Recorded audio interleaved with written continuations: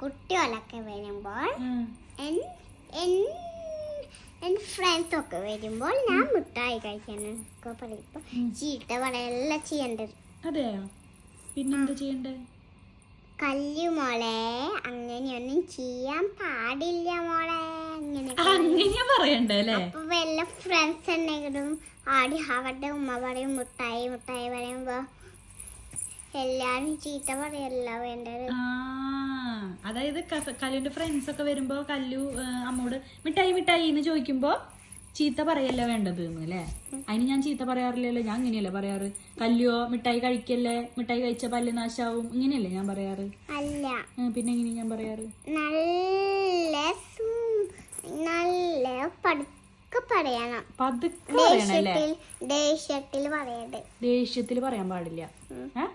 പിന്നെ എങ്ങനെയാ ഞാൻ പറയേണ്ടത്? ഇങ്ങനെ നീ പറഞ്ഞ പോലെ, കല്ലുമോളേ മിഠായി ഒന്നും തിന്നാൻ പാടില്ല, ഇങ്ങനെയാണോ പറയേണ്ടത്? അങ്ങനെ പറയണല്ലേ? കുറുമ്പ് കാട്ടുമ്പോഴെന്താ പറയണ്ട ഞാൻ?